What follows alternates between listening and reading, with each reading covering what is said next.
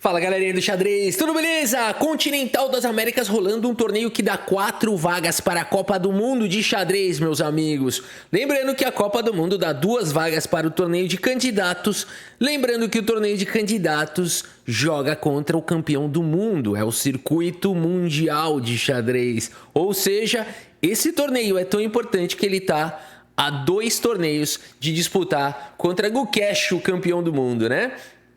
É a subida íngreme ao topo e a gente tem o Brasil, meus amigos. O Brasil acaba, independente do resultado, ainda tem uma rodada. O Brasil tá sim na disputa por essas 4 vagas, tá bom? Por 2 dessas 4 vagas para a Copa do Mundo. Com o Sup e com o Fier, lutando pela liderança do torneio, um torneio dificílimo com grandes nomes. Vou mostrar aqui para vocês, ó. Vou mostrar aqui para vocês quem é que tá jogando aqui, ó. O torneio. Olha só, a gente tem aqui por enquanto na liderança José Martínez e Sam, que acabaram de fazer um draw, tá? Empataram a partida logo no começo, estão com 8,5 pontos. E a gente tem o Fier e o Sup logo na sequência, são os 4 primeiros colocados. Se acabasse o torneio aqui, temos 2 vagas na Copa do Mundo para o Brasil, Fier e Sup, os nossos queridos grandes mestres. Drama nessa última rodada, porque o Sup está jogando contra o Fier, meus amigos. E agora sim é aquela dúvida cruel, né? Vamos para o empate e torce para as demais partidas aqui de 7,5 todas empatarem, aí eles estão garantidos. Mas se nem todas empatarem, vamos depender dos critérios de desempate, ou vamos jogar, pelo menos um passa, né? Porque aqui se fizer, um dos dois fizerem 9 pontos, com certeza passa para a Copa do Mundo, né? Vamos jogar e um passa, vamos na raça até alguém ganhar, né? E o que fazer nessa situação é muito difícil, né? O básico seria jogar, independente de qualquer situação. Esse seria a conduta neutra, né? Mas é difícil você ter uma conduta neutra quando se trata de ir para o circuito mundial, né? Então, eles ainda estão jogando, estão no começo da partida. Tem todo um contexto, é dramática a situação, né? Vamos ver aqui rapidamente as partidas que estão rolando aqui ao vivo, né? A gente teve esse bottom draw, esse quick draw entre o José Martínez e o Sam Shankland, que não estão garantidos, viu? Não estão garantidos, vai depender das outras partidas lá. Talvez pelo critério de desempate eles estejam garantidos, porque eles dominaram ali a liderança do torneio e tudo mais, né? E a gente vê o Fier e o Sup jogando nesse exato momento, numa posição ainda de abertura, numa posição bem equilibrada. As demais partidas, por enquanto, estão bem equilibradas, o que é um bom sinal para o Brasil, porque se todas empatarem, o Brasil leva 2 vagas, né? Aí a gente tem aqui o Quezada, ó, por enquanto é até aqui, né? São esses 2, 4, 5 tabuleiros, certo? Ou o sexto também, deixa eu ver. O Mareco já não dá mais, o José Gabriel acho que dá, são 6 tabuleiros, né? Vamos ver aqui que estão na disputa. Exatamente, 2, 4, 6, 8, 9 jogadores. Isso, 5 tabuleiros então. São esses 5 tabuleiros que estão na disputa. Se todos esses 5 tabuleiros empatarem, Brasil está na Copa do Mundo. A situação é dramática. Cada lance aqui pode mudar a história, né? E a gente vai torcer então aqui pro Brasil, tá? E eu vou mostrar como é que o Brasil chegou nessa última rodada, né? Aqui numa situação muito difícil. Aqui o Sup vai jogar contra o Brandon Jacobson. Eu acompanho o Brandon Jacobson também no chess.com. O Sup, os dois têm um nível muito parecido dos absurdos 3.000 de rating na plataforma. E aqui a gente tem também o Fier contra o Quezada, que também é conhecido como um grande mestre muito difícil em geral para os nossos grandes mestres brasileiros, né? Então vamos dar uma olhada nessas 2 partidas, e essa primeira que, na minha opinião, é talvez uma das melhores partidas, se não a melhor partida do ano. Com certeza que a gente tem uma partida imortal aqui, uma partida muito bonita do Sup, que começa com o peão do rei E4. Temos aqui C5 pelo Brandon, a siciliana. Cavalo vem para F3, cavalo C6, bispo B5, a variante Rossolimo. Olha aí a galera que assistiu o Gambito da Rainha, série na Netflix, o tão falada variante Rossolimo da siciliana. D6 e o Sup aqui simplesmente coloca o rei em segurança.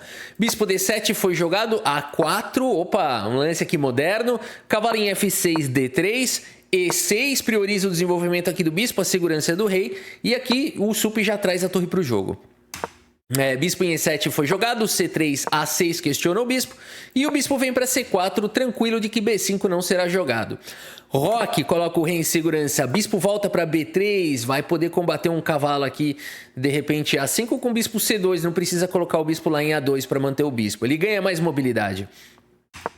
Dama C7 foi jogado pelo Brandon. Sup rasga o centro, avança o peão com D4, fica com esse poderoso centro clássico. E o Brandon vem para cima com o lance cavalo em A5. O Sup vem com o bispo aqui nessa diagonal. Era tudo que ele queria quando ele jogou o bispo B3. Ele já estava antecipando esse cavalo A5 e deu essa possibilidade. E aqui B5 foi jogado pelo Brandon. Sup segue com o lance E5, exclama, rasgando a diagonal do bispo. Peão toma, o cavalo centraliza na casa de D5. E o Sup gostaria muito de começar um ataque aqui na ala do rei, mas está faltando desenvolvimento de peça. Ele precisa trazer mais gente para o ataque, precisa ser paciente. Cavalo C3 foi jogado, temos o lance cavalo B4, levando mais uma peça para a ala da dama. E esse é o sinal que o Sup precisava para fazer os seus cálculos aqui, encher o peito de coragem e fazer o primeiro lance brilhante do Sup aqui na partida. Uau, meus amigos, o que jogar? Bispo B1? Será que o Sup vai jogar Bispo B1 ou vai lá, ou vai para coragem? Sup faz os cálculos, meus amigos, e manda a bala. Bispo por H7, jogado aqui pelo brasileiro, o melhor lance da posição, uau! E aqui já não tem o que fazer, tem que capturar esse bispo, senão ele simplesmente vai voltar e as brancas vão ter não apenas um peão a mais, mas um ataque muito forte aqui para cima do rei.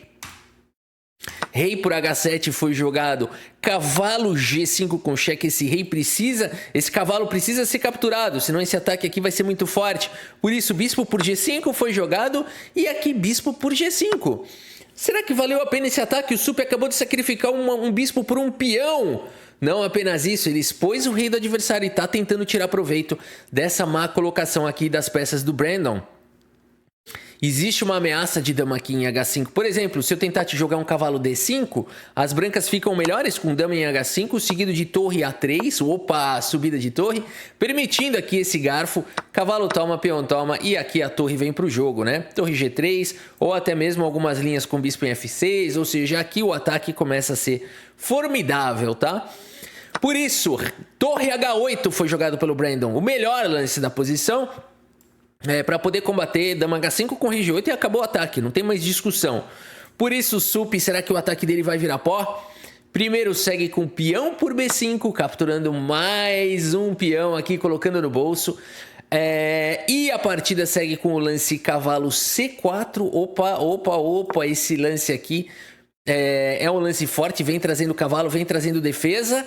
Sup segue com o lance torre em E4, atacando aqui os dois cavalos, permitindo o cavalo por E5, mas esse cavalo agora ficou cravado, porque senão torre por cavalo em B4 vai ser jogado. Brandon Jacobson só tem um lance bom nessa posição, que seria o lance cavalo D5, difícil de achar esse lance. E depois, por exemplo, de cavalo toma, peão toma e dama toma.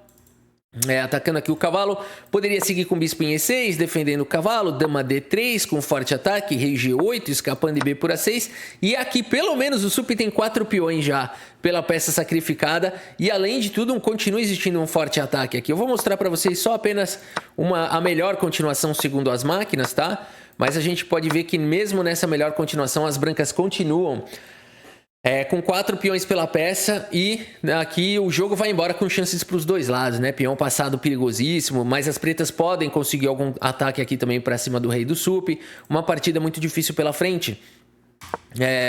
Mas Brandon Jacobson segue com o lance A5, meus amigos. E agora o Sup vai para o segundo lance brilhante da partida, o melhor lance da posição. Uau, meus amigos, se liguem nisso. Bispo em F6, exclama. Isso aqui tá bom demais, tá parecendo o Mikhail, tá? O Rashid Nesmedinov, né? Tá jogando aqui com muita precisão, um ataque violento aqui do Sup, mostrando porque que, né, o seu estilo, né? Foi usando esse estilo que o Sup ganhou do Magnus Carlsen, aquele dama C6, aquele sacrifício espetacular. Ele tem esse estilo. A partida segue com o rei G8 agora aqui pelo Brandon. E aqui não poderia ser diferente. Aqui você não pode capturar o bispo por conta de dama em H5 com cheque. Joga o rei para G8. Torre G4 com cheque. Joga o rei para longe da defesa da torre. E aqui já recupera material. E não apenas isso, segue com sequência de checkmate. Não tem mais como evitar. Por isso o ataque é vencedor. Por isso, nessa posição, o Brandon faz os cálculos, joga com rei G8 já com o tempo quase caindo, encontra o melhor lance. Sup segue com um ataque violentíssimo, dama G4 não apenas ameaça ao mate, mas também já de cara vai recuperar a peça com lucro, que são os peões a mais. A partida segue com torre H7, um lance triste. Toda vez que você tiver que jogar torre H7, saiba que você tá mal. Torre H7, precisa fazer essa correlação, um estudo. Quando o jogador de negra joga torre H7, qual a porcentagem de vezes que ele vai perder? Eu acho que é gigante. A partida segue com o lance torre por C4, recuperando material agora com 2 peões a mais, fora o ataque para cima do rei exposto. Dama B7 foi jogado. Mas depois de simplesmente dama G3, que lance elegante, né? Abrindo o caminho aqui para a torre atacar a torre defensora do peão. E por isso nessa posição, o Brandon Jacobson abandona aqui a partida. Abandonou porque não dá mais. Uma miniatura aqui do nosso grande mestre Sup, que fantástico, hein? E não apenas uma grande partida, mas uma grande partida num momento importantíssimo do torneio, que é essa reta final, lutando para poder jogar a Copa do Mundo, meus amigos. Que momento para o xadrez brasileiro. Vamos dar uma olhada aqui no relatório do chess.com, ver a precisão aqui. Uau, 97% de precisão para o Sup, com 2 lances brilhantes, né? Realmente é para a gente se orgulhar. Porque realmente aqui o xadrez brasileiro mostrou e tem mostrado muita qualidade, cada vez mais, né? Claro, pessoal, dentro do né? O pessoal sempre aí vem os comentários, mas perto da Índia, da China. Calma, né? Agora a gente pode se orgulhar e muito, porque o Brasil tá fazendo muito bonito aqui no Continental e lutando por essas vagas, né? Lembrando, pessoal, não tem que comentar da Índia e da Rússia aqui. Aqui é o Continental das Américas, tá? Isso aqui é brilhantismo puro. E vamos dar uma olhada agora na outra partida aqui. Duquesada contra Alexandre Fier, meus amigos. A partida aqui começa com peão dama. Cavalo em F6, C4 foi jogado E6. E aqui cavalo em F3. Essa aqui é a Bogo Índia? Calma, não, é a Anti-Ninzo Índia. Ah, por que não é a Bogo Índia? Porque a Bogo Índia não tem o cavalo aqui em F6, né? É um pouco diferente aqui, é um pouco diferente. A Bogo Índia eu acho que seria aqui, vem pra cá. Não, tem sim, não é isso aqui, não é a Bogo Índia? É a Bogo Índia, se der cheque é a Bogo Índia. Se der cheque é a Bogo Índia, ok. Então aqui pra virar uma Bogo Índia, só falta dar o cheque, né? É isso, era esse o caminho. O Fier, meus amigos, deve acompanhar o canal Xadrez Brasil, porque ele sabe que se ele jogar Bogo Índia, ele vai perder o jogo, né? Mas, Rafa, os computadores dão essa posição como equilibrada. Tudo bem, mas experimentos entre máquinas, máquina contra máquina, mostrou que as pretas perdem sempre nessa posição. O pessoal pede para eu mostrar vídeo explicando por quê. Não dá, infelizmente, pessoal, vou ficar devendo isso para vocês, porque explicar por que uma Bogo Índia perde sempre... tá fora dos limites humanos, né? Tá fora dos, ou pelo menos do meu, para não botar a humanidade em jogo. Eu creio que seja fora dos limites humanos, mas para não parecer uma afirmação, né? Tá fora dos meus limites, né? Com certeza. Então, mas a experiência mostra isso, eu posso dizer, né? Que essa abertura perde sempre para as pretas entre partidas de alto nível entre máquinas, né? Meus amigos, por isso, Fier segue com D5. Temos cavalo C3, peão por C4 caindo num gambito da dama aceito. E4, a variante ardida. B5, gostei disso daqui. Eu costumo jogar C5 aqui. É ruim ou não? O B5 é melhor, né? O B5 aqui é o fino. Tem uma pontuaçãozinha aqui um pouquinho melhor. Aqui E5 foi jogado atacando o cavalo vem para D5, o peão aqui pode ser capturado, cavalo por B5 foi jogado, cavalo B6, segura aqui a rapadura, bispo em E2 e aqui temos o cavalo vem para casa de C6 pesando no peão central, roque, bispo em E7, a dama vem para D2 e aqui o bispo vem para a longa diagonal, torre vem para a coluna D e roque foi jogado colocando rei em segurança. Dama passa para F4, as peças chegando na ala do rei, perigo pro Fier, que segue com o lance cavalo B4, forte lance, rasgando a diagonal, manobrando também o cavalo. Dama G4 começa o ataque, rei H8 evita o feroz ataque com bispo G8, bispo H6. Cavalo C3 foi jogado, manobrando, a dama vem para casa de E8. Cavalo em E4, cara, as peças aqui do Quezada estão chegando todas. O Fier precisa achar um lance bom e só tem um bom. F5 foi jogado aqui pelo Fier, o melhor lance, forçando a resposta. Peão toma, e aqui peão de G toma, indo para uma posição ultra ardida. Existe a ameaça do garfo, mas o rei está exposto. Cavalo C5 foi jogado, evita o garfo. Torre G8 ataca a dama. Dama por E6 foi jogado. Será que é bom isso? Vamos ver aqui a ideia do Fier, meus amigos. Por que ele entregou esse peão? Então ele está sendo esmagado aqui agora. Dama por E6 foi jogado aqui pelo Quezada. Ele aceita o desafio. E o Fier fala, ah é? Olha o tempo que o Quezada gastou aqui, ó. 20 minutos para calcular, jogar e achar que é bom. E o Fier fala, ah é? E responde aqui ao toque. Show me the book, meus amigos. Bispo C8 foi jogado aqui pelo Fier. Meu, o cara toma um susto nessa, porque ele fala, puta, eu levei 20 minutos, calculei, e o Fier tranquilamente responde ao toque aqui, o bispo C8. E agora o ataque na ala do rei é muito perigoso. Dama em E4 foi jogado, torre G4 ataca a dama. Bispo cobre aqui em F4. Cara, essa dama tá ficando quase sem casa, né? Então um negócio horroroso aqui, tem que vir pra cá, aí tá caindo aqui, tá... Porque aqui o problema é o seguinte, vai tomar aqui, tá caindo lá, tá caindo aqui, ó. Né? Perceberam isso? Por exemplo, dama B1 aqui, bispo por C5. Você fala, ah, mas aqui peão toma também tá atacando o cavalo. Dama por E2. Ah, mas aqui eu também levo esse cavalo. Bom, aqui tá caindo não é nem só o cavalo que tá caindo aqui, tá caindo essa torre com mate, né?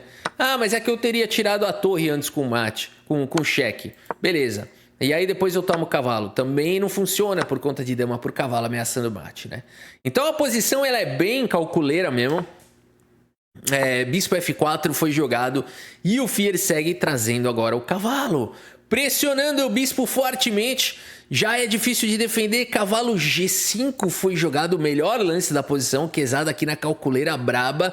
O Fier já gastando algum tempo também para pensar nessa posição, porque esse lance é fantástico, porque ele abre esse ataque descoberto para cima da torre que está atacando aqui o bispo, né? E se você jogar um lance torre por F4, fala que legal, tá levando mate, não é nada legal, né? Então aqui esse lance traz sim um contrajogo violento. Por exemplo, aqui esse peão por cavalo seria um lance errado, porque aqui as brancas têm agora bispo em F5. Ó, bispo em F5, perceba a dificuldade aqui da partida, com bispo por torre, né? Com uma vantagem aqui material de uma qualidade, né? Aqui as brancas têm uma qualidade a mais e um forte ataque para cima do rei exposto. Então com uma vantagem que vai levar para a vitória. Por isso o Fier tem que achar o único lance da posição, torre H4. O lance que, se você fizer uma engenharia reversa, faz todo sentido, porque sai do ataque do bispo e protege o mate, e mantém o cavalo atacado, e mantém o bispo atacado. E o Quezada agora segue com o lance G3, atacando a torre e defendendo o bispo. Os caras têm recurso para tudo. Mas o Fier encontra aqui, ele tem que jogar com energia, encontra o melhor lance. Cavalo por F4 jogado, meus amigos. Atacando o bispo que vai cair com cheque, mantendo o cavalo atacado. Talvez ele ganhe 2 peças pela torre. Peão por F4 foi jogado, mas notem que esse peão por torre, aqui simplesmente peão por cavalo. E o Fier tem 2 peças pela torre. Por isso, G por F4, recuperando aqui o material. F por G5, ganhando uma peça. Dama em E5 com cheque, vai para cima do rei exposto. O Fier agora vai ter que sobreviver a esse ataque. Segue com rei G8, bispo vem para F3, trazendo mais uma peça para o jogo. Bispo em H3 foi jogado pelo Fier. Torre em E1, pesa para cima do bispo. E agora, Fier tá com o rei exposto. O bispo atacado várias vezes, tá com o bispo cravado. Se tirar o bispo daí, vai sofrer um ataque violento. Fier segue com o lance torre por F4 no limite, deixando o bispo, mas atacando o bispo do Quezada. Que segue com o bispo cheque, não tem o que fazer, você tem que tomar esse bispo para ganhar um tempo. Dama toma com cheque, o rei escapa defendendo o bispo. E aqui então a torre também está defendida. Cavalo em E6 com cheque foi jogado, não se esqueçam do bispo. Bispo por E6 é forçado, torre por E6, a posição é assustadora. Mas o Fier vai se defendendo com dama D8, pesando para cima da dama e do peão. E se cair o peão tem ataque de mate. Por isso, dama por C4 foi jogado dama por D4, dama C2, evita as trocas e vai para cima do rei do Fier.